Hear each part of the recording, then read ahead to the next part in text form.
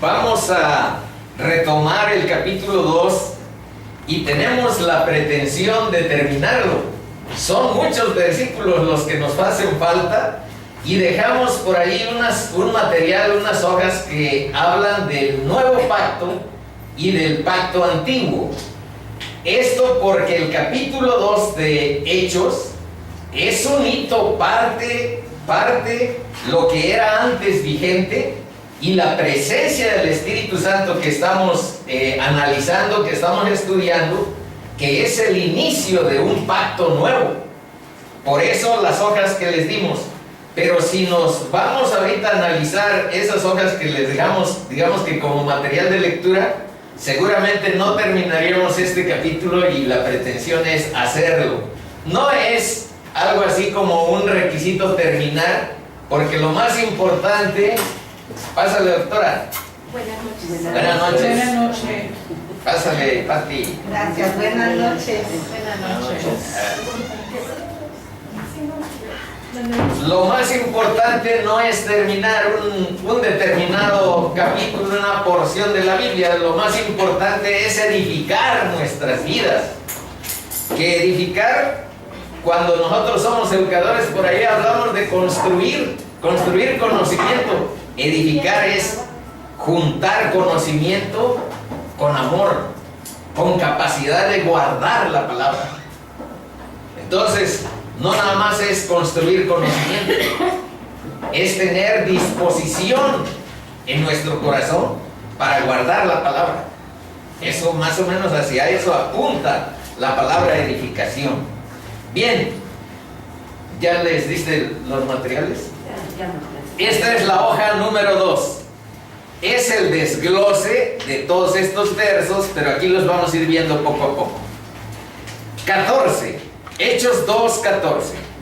Entonces Pedro, poniéndose en pie con los 11, alzó la voz y les habló diciendo: varones judíos y todos los que habitáis en Jerusalén, esto os sea notorio y oíd mis palabras, porque estos no están ebrios como vosotros suponéis, puesto que es la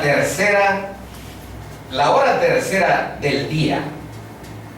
Miren ahora qué cambio tan radical expresa Pedro, porque aquí lo vamos a ver con características muy diferentes. Estando Pedro abajo en el patio, vino una de las criadas del sumo sacerdote, y cuando vio a Pedro que se calentaba, mirándolo dijo: tú también estabas con Jesús el Nazareno. Mas él negó, diciendo: no le conozco, ni sé lo que dices. Y salió a la entrada y cantó el gallo. Y la criada, viéndole otra vez, comenzó a decir a los que estaban allí: este es de ellos. Pero él negó otra vez. Y poco después, los que estaban allí dijeron otra vez a Pedro: verdaderamente tú eres de ellos, porque eres Galileo y tu manera de hablar es semejante a la de ellos. Entonces él comenzó a maldecir y a jurar: no conozco a este hombre de quien habláis. Y el gallo cantó la segunda vez. Entonces Pedro se acordó de las palabras que Jesús le había dicho: antes que el gallo cante 2 veces, me negarás 3 veces. Y pensando en esto, lloraba. Y esa es la diferencia entre Judas y Pedro. Judas solamente sintió remordimiento, pero Pedro sintió un arrepentimiento sincero de haber traicionado, de alguna manera negado a su maestro. Y ahora vean, poniéndose de pie, alzó la voz: varones judíos y todos los que habitan, esto sea notorio, oíd mis palabras. ¿Qué pasa aquí? La presencia del Espíritu Santo hace del cobarde Valiente. una persona valiente. Del que negó, ahora reconoce. Y van a ver más adelante su discurso. Este es el primer sermón de Pedro y es el que funda la iglesia de Cristo. Cristo prometió: yo edificaré mi iglesia y las fuerzas del Hades no prevalecerán sobre ella. Bueno, entonces ahora estamos viendo este cambio radical. De cobarde ha sido valiente, el que negó ahora reconoce, y el que huyó ahora se enfrenta. El que huyó ahora se enfrenta. Bueno, ni judíos. Ahora veamos esto de la tercera hora. La tercera hora eran las 9 de la mañana, y en una fiesta de Pentecostés entre judíos sería una cosa inconcebible que hubiera algunos borrachos a las 9 de la mañana, porque era fiesta y porque además ningún judío de los que se precian ser hijos de Abraham podía andar en esas lides, siendo que a las 9 de la mañana, digamos que tenían obligación de orar ante Dios, el inicio de la fiesta de Pentecostés. Por eso dice que ni judíos ni varones piadosos comían o bebían hasta después de la tercera hora, porque era la hora de oración, y ellos solamente comerían después de las responsabilidades para con Dios. No se iban a adelantar a sus responsabilidades. Por eso Pedro, habló, dice: puesto que es la tercera hora del día. Entre nosotros, pues sabemos que a las 9 de la mañana de todas maneras podemos encontrar a gente bebiendo o en mal estado. Pero bueno, ese es el sentido de lo que ahí está. Y de paso vamos a revisar qué dice la Biblia en torno a estar ebrios. Brevemente. Dice Proverbios 29-23: el temor del hombre... pero primero esto se refiere al valor, a la consistencia anímica que mostró aquí Pedro. Dice: el temor del hombre pondrá lazo, mas el que confía en Jehová será exaltado. Ahora sí vamos a ver los versos que se refieren al vino y a otros, a un estado que provoca el vino. Dice que el vino es escarnecedor, la sidra alborotadora, y cualquiera que por ellos hierra no es sabio. Proverbios ahí 21. Y vean aquí, pareciera que yo recuerdo mis estados etílicos. ¿Para quién será el ay? Dolor de cabeza y medio mareos. ¿Para quién el dolor? ¿Para quién las rencillas que a veces uno tiene? ¿Para quién las quejas? ¿Para quién las heridas en balde? ¿Para quién lo amoratado de los ojos? Para los que se detienen mucho en el vino, para los que buscan la mistura, las cubas o los revoltijos. No mires al vino cuando rojea, cuando resplandece su color en la copa. Se entra suavemente, vean cómo advierte, se entra suavemente, mas al fin como serpiente morderá, y como áspid dará dolor. Tus ojos mirarán cosas extrañas, y tu corazón hablará perversidades. Ahí hay una anticipación para los jóvenes, para nosotros que ya en algún tiempo fuimos o cerveceros o medios alcohólicos, pues nada más es una remembranza, pero para los más jóvenes, ahí vean cuáles son las consecuencias de ensayarnos con el vino, con la sidra y cosas por el estilo. Y hay otra que no nada más se queda en los efectos superficiales, porque como ustedes saben, las cosas que son de nuestra carne en muchas ocasiones, pues en sí mismas al parecer no tienen grandes consecuencias, pero generan lazo, que quiere decir una especie como de hábito, una especie como de vicio, de hecho. Y entonces cuando se provoca ese mecanismo, es cuando se convierte lo aparentemente inofensivo en algo destructivo y a veces mortal. Y también tiene sus consecuencias en lo espiritual, como veremos en Gálatas 5 del 19 al 21. Dice, y manifiestas son las obras de la carne, que son adulterio, fornicación, inmundicia, lascivia, idolatría, hechicerías, enemistades, pleitos, celos, iras, contiendas, disensiones, herejías, envidias, homicidios, y aquí está borracheras, por eso lo puse en negro, y orgías, borracheras, orgías y cosas semejantes a estas, acerca de las cuales os amonesto, como ya os lo he dicho antes, que los que practican tales cosas no heredarán el reino de Dios. Entonces sí tiene sus consecuencias morales, espirituales, aunque a veces pareciera que es muy light.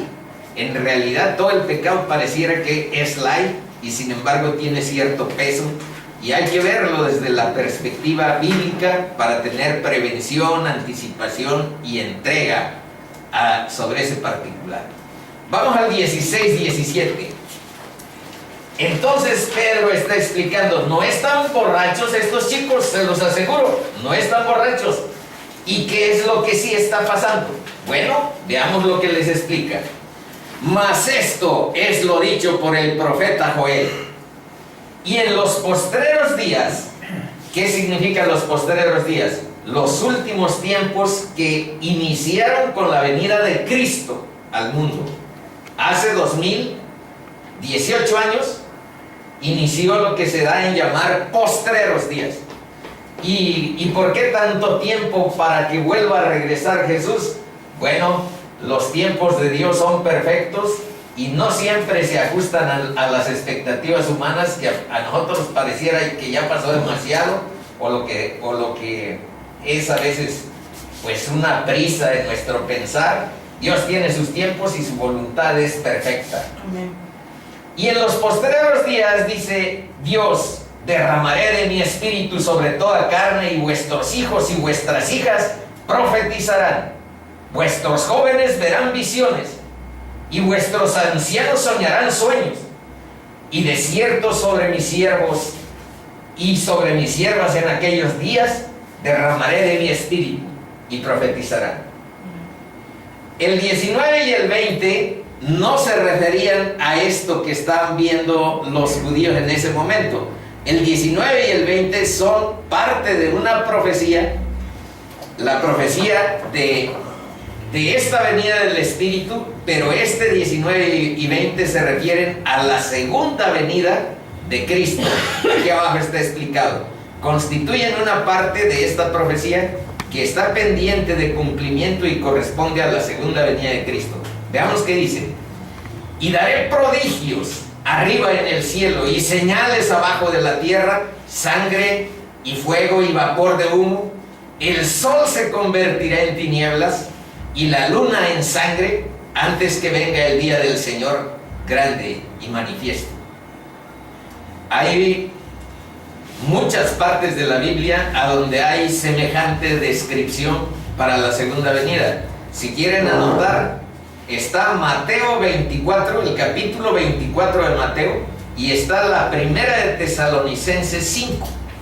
Ahí podríamos ver otros detalles que se refieren a la segunda venida de Cristo.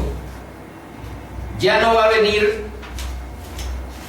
para presentarse en un pesebre, ni va a venir como pobre, ni va a venir sino como rey y como encargado del universo, no del mundo nada más. Señor de señores, Rey de reyes. Esa es su nueva posición frente al mundo. Y tendrá que enjuiciar a quienes pues estamos en caminos de perdición. Entonces es juez, es rey, es Dios. Y todo aquel que invocare el nombre del Señor será salvo. Vean, aquí nos da una clave para recuperar esta dádiva que Dios nos ha dado, el Espíritu Santo, que representa a Dios y representa a Jesús. Jesús lo anunció en el capítulo 14, en el capítulo 16 de Juan, en muchas ocasiones les dijo a sus discípulos, no los dejaré huérfanos. Les conviene que yo me vaya. Para significar que esta venida del Espíritu Santo era parte del plan divino para nuestra salvación. Él hizo el trabajo, digamos que difícil, de dar su vida, su sangre por la salvación de nosotros, y el Espíritu Santo hace la obra de empoderarnos frente al pecado y además guiarnos y revelarnos la palabra. Tiene muchas funciones. Ya vimos aquí algunos versos que se refieren al espíritu de verdad, el espíritu de revelación, el espíritu que nos da sabiduría y entendimiento sobre las cosas espirituales. Bueno, de esa profecía está hablando. Y vean, una cosa curiosa del discurso, del sermón de Pedro. Van a ver que aquí cita a Joel, pero más adelante en su exposición cita el Salmo 16 y cita el Salmo 110. ¿Qué cosa quiere decir? Que Pedro había seguido fielmente los pasos de Jesús. Jesús, las veces que enfrentó en estos 40 días y 40 noches, que son la Cuaresma, cuando estuvo en el desierto, que enfrentó al demonio y las tentaciones, ¿con qué enfrentó las tentaciones que el demonio le puso? Con la palabra de Dios. La primera tentación fue, porque estuvo 40 días, 40 noches, le dijo, a ver tú, si eres el Hijo de Dios, convierte estas piedras en panes. Pues era tentación porque estaba muriéndose de hambre. Bueno, estaba hambriento. Y lo que le contestó Jesús es parte de lo que está en la Torá, en la Biblia. Le dijo, no solo de pan vive el hombre, sino de toda palabra que sale de la boca del Señor. Y después lo llevó a la punta de del templo, de lo más alto del templo, y le dijo, tú eres hijo de Dios, lánzate aquí. Porque además dice, los ángeles, le citó parte del Salmo 91, el propio demonio. ¿Qué quiere decir? Que Satanás también sabe algo de Biblia. De hecho. Entonces Satanás le dijo, escrito está que él mandará a sus ángeles para que tu pie no tropiece en piedra. Y entonces él le volvió a contestar con otro versículo bíblico. Y le dijo, escrito está, no tentarás a tu Dios. Entonces, en síntesis, hermanitos, lo que quiero decirles es que vean lo que hace Pedro, y es nuestra manera en que tenemos que seguir también los pasos de Cristo. Basarnos en las Escrituras para tomar decisiones, para enfrentar cualquier contingencia, cualquier situación. Hay que ver que la verdad eterna es nuestra brújula, es nuestra guía, es hacia dónde apunta la verdad. Bueno, dice, varones israelitas, oíd estas palabras. Sigue Pedro. Jesús Nazareno, varón aprobado por Dios entre vosotros con las maravillas, prodigios y señales que Dios hizo entre vosotros por medio de él, como vosotros mismos sabéis, a este, entregado por el determinado consejo y anticipado conocimiento de Dios, prendisteis y matasteis por manos de inicuos, crucificándole, al cual Dios levantó, sueltos los dolores de la muerte, por cuanto era imposible que fuese retenido por ella. Esta figura se refiere al verso 23. Dice que Cristo fue crucificado y muerto por el determinado consejo y anticipado conocimiento de Dios. Entonces, a la pregunta, ¿y quién mató a Cristo? Bueno, a Cristo nadie lo hubiera podido matar si no hubiera sido por el determinado y anticipado conocimiento de Dios Padre. Ahorita vamos a ver unos versos. Entonces aquí está la soberanía de Dios. Yo no entiendo todavía por qué hizo eso por amor a nosotros. No entiendo por qué tenemos tanto valor frente al Padre. Somos sus creaciones, eso sí lo entiendo. Pero mandar a su Hijo para salvarnos, eso va más allá de nuestra comprensión y de nuestra imaginación. Mandar a su Hijo para salvar nuestra especie, para darnos vida, porque en sí mismos, por nuestras buenas obras, por nuestra linda acción y moral, era imposible agradar a Dios y salvarnos. Entonces eso fue lo que hizo el plan divino, mandar al Cordero de Dios para quitar el pecado del mundo. Cordero de Dios entendido como algo que iba a morir y derramar su sangre por el pecado. Ese es el sentido del pecado. Entonces aquí está la soberanía de Dios y aquí está la responsabilidad humana. De todas maneras, aquel sumo sacerdote que condenó a Cristo a la muerte, de todas maneras aquel Poncio Pilatos que se lavó las manos frente a una persona que era totalmente inocente, y todos aquellos que gritaron crucifícale, crucifícale, de todas maneras tienen responsabilidad. Tienen responsabilidad ante Dios. Entonces, aquí está la soberanía. Yo lo mandé para que fuera, pues, como un cordero sacrificado, para que su sangre limpiara las culpas del pueblo, pero aún así hay responsabilidad humana. Entonces, hay que verlo. Es una de las aparentes contradicciones que a veces difícilmente se armonizan en nuestra mente, pero en toda la Biblia aparece esta soberanía, y en toda la Biblia aparece que nosotros tenemos una responsabilidad frente a Dios, y hay que aceptarla como un reto cognitivo, como un reto espiritual también. Eso, la soberanía de Dios y nuestra responsabilidad delante de Él.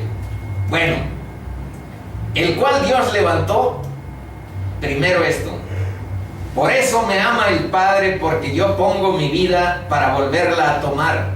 Esto lo dijo Cristo. Nadie me la quita, sino que yo de mí mismo la pongo. Tengo poder para ponerla y tengo poder para volverla a tomar. Este mandamiento recibí de mi Padre. Entonces vean aquí que Él mismo dijo que Él ponía su vida, y lo hacía por obedecer una misión que el Padre le había dado. Vamos a ver otro. He aquí mi siervo, yo le sostendré, mi escogido, en quien mi alma tiene contentamiento. He puesto sobre él mi espíritu, él traerá justicia a las naciones. Este se refiere al aprobado por Dios. Pero vamos a ver otros sobre esto de la soberanía humana. Primero, dice: mete tu espada en la vaina. La copa que el Padre me ha dado no le he de beber. Esto le dijo Jesús a Pedro cuando venían a apresarlo. Sacó la espada y le tiró un machetazo a una oreja. Le cortó una oreja a uno de los que iban ahí para apresar a Cristo. Pero Cristo lo detuvo y le dije: mete tu espada. La copa que el Padre me da no la he de beber. Y vean otro versículo que también nos muestra que no era lo que aparentaba. Dice: ¿acaso piensas que no puedo ahora orar a mi Padre y que Él no me daría más de 12 legiones de ángeles? Pero ¿cómo entonces se cumplirán las Escrituras de que es necesario que así se haga? En otras palabras, tengo poder. Aquí dice: tengo poder para poner mi vida, tengo poder para defenderla pidiéndole a mi Padre ángeles, pero tiene que suceder como está escrito, que yo muera, que yo entregue mi vida. Así. Y vean, una escritura de 700 años antes de que sucediera esto, que escribió Isaías. Esta era una profecía. Los expertos dicen que hay 300 profecías que hablan del Mesías en el Viejo Testamento. Hay una que dice, esa sí la conozco, yo no conozco las 300, pero hay una que dice que nacería de una virgen. Hay otra que dice que nacería en una ciudad de Belén. Hay otra que sería descendiente de David, etc. Y todas se cumplieron. Y ahora veamos una. Despreciado y desechado entre los hombres, varón de dolores, experimentado en quebranto, y como que escondimos de él el rostro, fue menospreciado y no lo estimamos. Ciertamente llevó él nuestras enfermedades y sufrió nuestros dolores, y nosotros le tuvimos por azotado, por herido de Dios y abatido. Mas él herido fue por nuestras rebeliones, molido por nuestros pecados. El castigo de nuestra paz fue sobre él, y por su llaga fuimos nosotros curados. Todos nosotros nos descarriamos como ovejas, cada cual se apartó por su camino, mas Dios cargó en él el pecado de todos nosotros. Esta es una profecía que se escribió 700 años antes de que Cristo viniera. Y les digo, hay muchas que nacería de una virgen, también está en Isaías.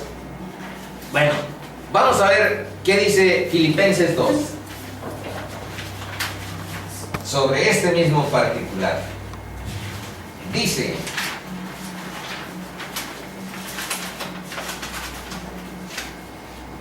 haya pues en vosotros este sentir que hubo también en Cristo Jesús, el cual, siendo en forma de Dios, no estimó el ser igual a Dios como cosa a que aferrarse, sino que se despojó a sí mismo, tomando forma de siervo, hecho semejante a los hombres, y estando en la condición de hombre, se humilló a sí mismo, haciéndose obediente hasta la muerte, y muerte de cruz, por lo cual también Dios también le exaltó hasta lo sumo, y le dio un nombre que es sobre todo nombre, para que en el nombre de Jesús se doble toda rodilla de los que están en los cielos y en la tierra, y debajo de la tierra, y toda lengua confiese que Jesucristo es el Señor, para gloria de Dios Padre. Bueno, esos son los versos que ubican esa soberanía de Dios y también esa responsabilidad humana de la que hablábamos. Vamos a regresar un poco a la página 6 para ver algo sobre varón aprobado por Dios, que está en el verso 22. Jesús Nazareno aprobado por Dios. ¿En qué partes de la Biblia se ve esa situación? Veamos, ya leímos el de Isaías, pero ahora veamos el de Mateo. Y Jesús, después que fue bautizado, subió luego del agua. Porque acuérdense que los bautizos judíos son sumersión total.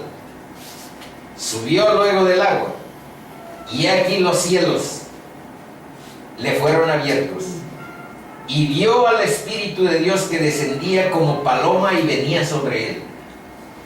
Y hubo una voz en los cielos que decía: este es el varón aprobado por Dios, este es mi Hijo amado, en quien tengo complacencia. Otra, Marcos. Mientras él aún hablaba, esto fue en la transfiguración de Cristo, cuando se puso sus ropas demasiado blancas y vino Moisés y vino Elías, etc. Mientras él aún hablaba, una nube de luz los cubrió. Y he aquí una voz desde la nube que decía: este es mi Hijo amado, en quien tengo complacencia, a él oíd. Al oír esto, los discípulos se postraron sobre sus rostros y tuvieron gran temor. Entonces Jesús se acercó y los tocó y dijo: levantaos y no temáis. Otra, en la segunda de Pedro se dice lo siguiente: pues cuando él recibió de Dios Padre honra y gloria, le fue enviada desde la magnífica gloria una voz que decía: este es mi Hijo amado, en el cual tengo complacencia. Y vean lo que dice Pedro: y nosotros oímos esta voz enviada del cielo cuando estábamos con él en el monte santo. Es un testimonio de Pedro. Bueno, ahora Colosenses: el cual nos ha librado de la potestad de las tinieblas y trasladado al reino de su Hijo amado, en quien tenemos redención por su sangre, el perdón de pecados. Bueno, vamos a continuar. Ahora vamos en la página 8 está del 25 al 33 los versos. Salud. Gracias. Y aquí va a aparecer un salmo para ir viendo cómo ahora Pedro cita a Joel. O sea, sabe mucho de Biblia. De pronto. ¿Por qué? Porque está lleno del Espíritu Santo y está lleno de sabiduría y de revelación de la propia palabra. Dice: porque David dice de él: veía al Señor siempre delante de mí, porque está a mi diestra, no seré conmovido. Por lo cual mi corazón se alegró y se gozó mi lengua, y aún mi carne descansará en esperanza. Porque no dejarás mi alma en el Hades, ni permitirás que tu santo vea corrupción. Me hiciste conocer los caminos de la vida, me llenarás de gozo con tu presencia. Esa parte, hay otra traducción donde dice lo siguiente, de ese Salmo 16, dice: me mostrarás la senda de la vida, en tu presencia hay plenitud de gozo, delicias a tu diestra para siempre. Está en el Salmo 16, para quien lo quiera ver. Me mostrarás la senda de la vida, en tu presencia hay plenitud de gozo, delicias a tu diestra para siempre. Ese es el Salmo 16. Y sigue: varones hermanos, ¿se os puede decir libremente del patriarca David? Lo que Pedro está diciendo aquí es que Cristo resucitó. Fue crucificado con el consentimiento de Dios y el conocimiento de Dios. Le está diciendo a los varones judíos que ellos tienen responsabilidad en esa crucifixión, pero les está aclarando que Jesús resucitó. Dice: se os puede decir libremente del patriarca David, que murió y fue sepultado, y su sepulcro está con nosotros hasta el día de hoy. Pero siendo profeta y sabiendo que con juramento Dios le había jurado que de su descendencia en cuanto a la carne levantaría al Cristo que se sentase en su trono, viéndolo antes, habló de la resurrección de Cristo. ¿Ya ven? Viéndolo antes, habló de la resurrección de Cristo, que su alma no fue dejada en el Hades. El Hades se supone que era antes, en el Antiguo Testamento, el lugar a donde las almas iban a morar. Era pues un lugar, no era exactamente el infierno, aunque en unas partes, en algunas ocasiones lo mencionan como tal, pero era un lugar a donde las almas de los muertos llegaban y tenían que esperar a que el Mesías las librara. Para eso estaban esperando a Cristo. Así que, 33, exaltado de la diestra, por la diestra de Dios, y habiendo recibido del Padre la promesa del Espíritu Santo, ha derramado esto que vosotros veis y oís. Porque David no subió a los cielos, pero él mismo dijo el Señor a mi Señor, siéntate a mi diestra, hasta que ponga a tus enemigos por estrado de tus pies.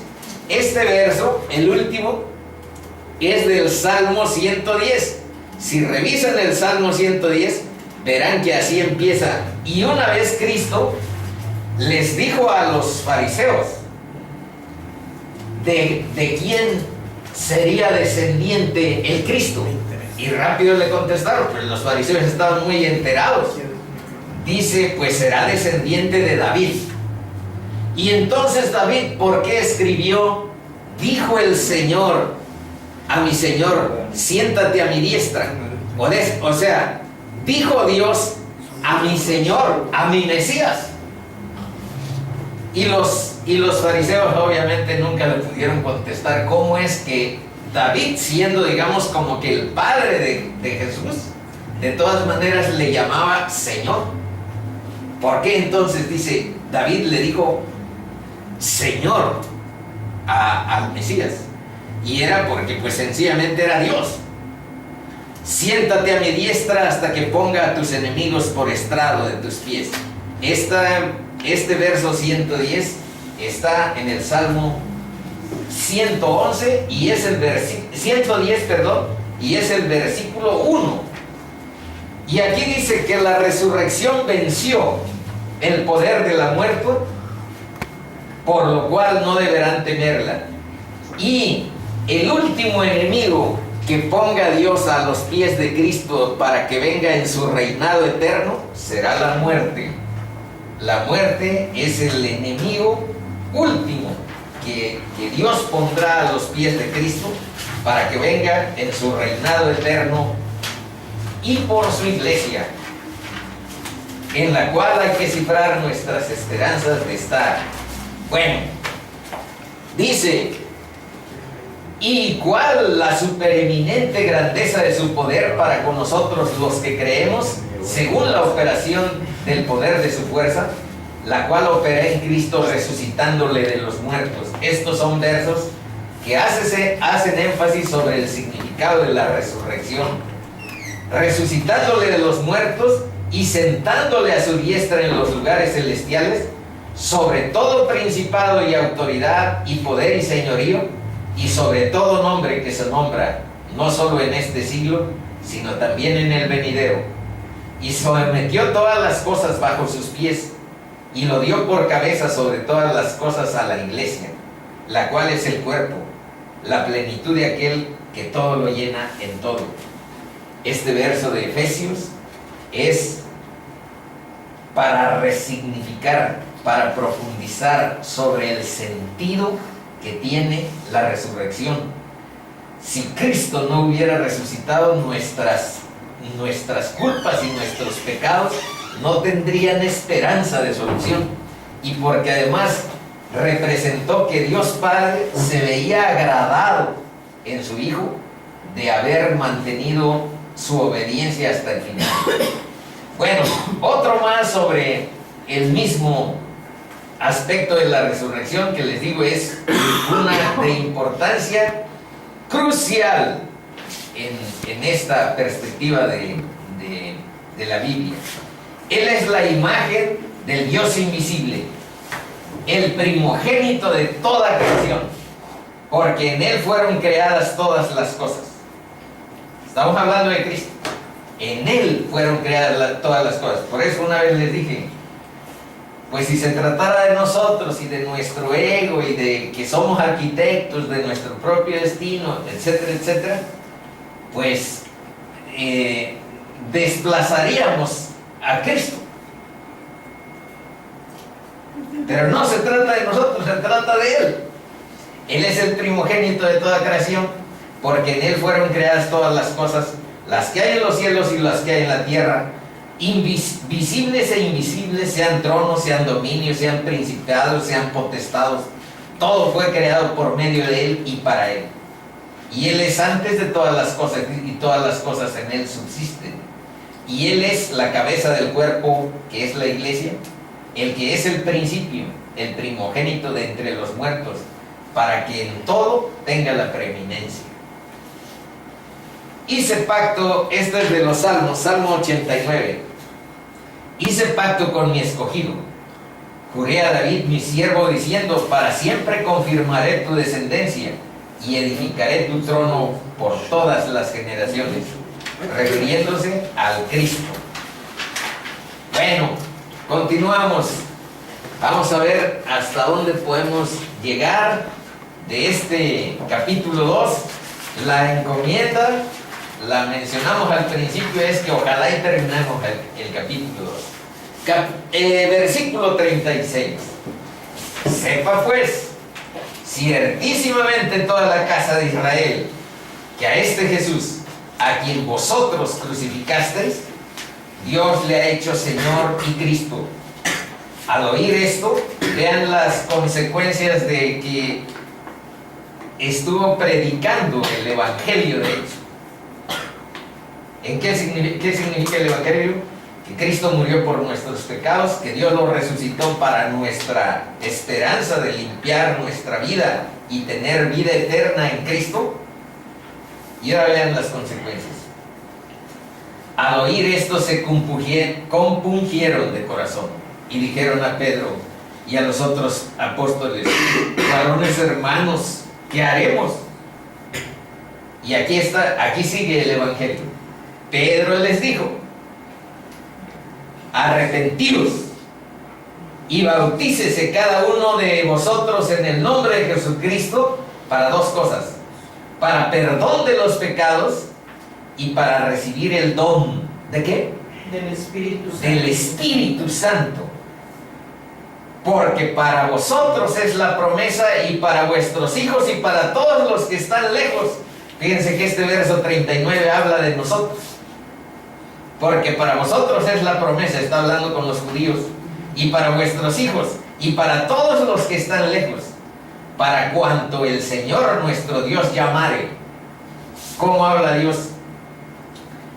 Les voy a decir una cosa, hermanitos. Nadie conoce quiénes son las ovejas perdidas del rebaño del Señor. Y puede ser que tú seas una oveja perdida del rebaño del Señor, y Dios te va a estar llamando por múltiples maneras. Te puede llamar por teléfono, te puede llamar por WhatsApp con el mensaje de uno de tus amigos. Y cuando Dios te confirme tu llamado, bastará un verso de estos, un verso, para que te transforme lo que eres. Con un verso te transforma. Entonces, por eso invitamos que sea doctora, bienvenida. Que sea máster o que sea lo que sea, bienvenidos. No sabemos quiénes son ovejas perdidas del rebaño del Señor. Y nuestra función, si es que alguna vez Dios nos libera, es proclamar su palabra. Y su palabra hará. Yo no podré convencer a nadie, y ni me interesa convencer a nadie. Me interesa proclamar la palabra y que la palabra haga lo que Dios quiera hacer con sus vidas. Esto nos paramos un momento, porque aquí habla para cuanto el Señor nuestro Dios llamare. Entonces hay que estar atentos y que nuestro corazón no esté endurecido, porque cuando endurece y nuestra conciencia está ya entenebrecida, entonces es un poco más difícil. Pero el poder de Dios hace pedazos. Si a mí me hubieran las reservas y las resistencias, si a mí me hubieran dicho hace 3 años, tú vas a hacerte cristiano en términos de seguir a Cristo, y poder dar tu vida por Cristo. Yo los hubiera tachado de locos. Ni es mi intención, ni es mi propósito. Yo tengo otra visión, otra perspectiva de la vida. No estoy en ese plan. Y no estaba. Pero un solo verso. Una condición también en que Dios me puso. Una condición en que Dios me puso. Me enseñó su poder. Y aleluya, hermanos. Aleluya, Dios existe. Y su palabra está escrita en su libro. Está en la Biblia. Y puede ser nuestro norte, puede ser nuestra brújula, puede ser nuestro timón para dirigir nuestra vida en relación con Él. Es mucho mejor buscar a Cristo por esa vía que por otras que por ahí puedan resultar falsas. Dice: y con muchas otras palabras testificaba y les exhortaba diciendo: sed salvos de esta perversa generación. Así que los que le recibieron su palabra fueron bautizados y se añadieron aquel día como 3,000 personas. Y perseveraban en 4 cosas. Una, en la doctrina de los apóstoles. Esta es la iglesia primitiva, esta es la primera iglesia, la que Cristo fundó con sus 12 apóstoles. Es la verdadera iglesia apostólica. 1, en la doctrina de los apóstoles. ¿Qué significa la doctrina de los apóstoles? Pues ni más ni menos lo que ahorita acabamos de mencionar. La palabra de Dios. Y ya vieron que Pedro en su discurso citó el Salmo 110, el Salmo 16, citó a Joel, la palabra de Dios, la doctrina de los apóstoles. 2, la comunión unos con otros. Ahorita vamos a ver un poco más adelante cómo hay generosidad, fraternidad, comunismo primitivo, va a decir mi post, entre los cristianos primitivos. Ponían sus propiedades a disposición de la comunidad, de los otros. Una generosidad impresionante. Y lo vamos a ver sin pretensiones de ninguna naturaleza, sino examinando cuál es el espíritu de la fraternidad, de la unidad que los cristianos viven. Dice: así que los que... vamos en la tercera. Y en el partimiento del pan. Eso se refiere a 2 cosas. Uno, a que hay cena santa entre los cristianos o comunión al estilo de lo que hay en otras denominaciones. Partimiento del pan. Y por supuesto comer en común. Esos son los 2 sentidos. Comer en común y estar participando del cuerpo de Cristo y de la sangre de Cristo, rememorando su sacrificio. Y algo muy importante en el número 4, y en las oraciones. Miren, sin oración es imposible alinear nuestra vida con el poder de Dios y con la asistencia que Él nos brinda por su pura bondad. Necesitamos estar empoderados frente al pecado, necesitamos tener entendimiento sobre muchas cosas, y no lo vamos a tener si no oramos y nos acercamos a Dios con cierta humildad, como decíamos en la semana anterior. Bueno, ¿qué dice aquí abajo? Que podríamos hacer una práctica. Aquí está el ABC de los cristianos. El A es arrepentidos. Pero ¿saben una cosa? Vivimos en una sociedad que dice: no, tú en realidad lo que necesitas es autoestima. El arrepentimiento quiere decir lo contrario a la autoestima, lo contrario a la autosuficiencia. Arrepentirnos es querer cambiar de dirección, porque reconocemos que la que llevamos pues tiene consecuencias no gratas. Entonces aquí está el ABC. 1, A es arrepentidos. B es bautícense cada uno. Y C, conviértase a Dios. Pero el bautizo, aquí lo vamos a ver más claro. El A, pero dice, ¿quién predicó sobre el arrepentimiento?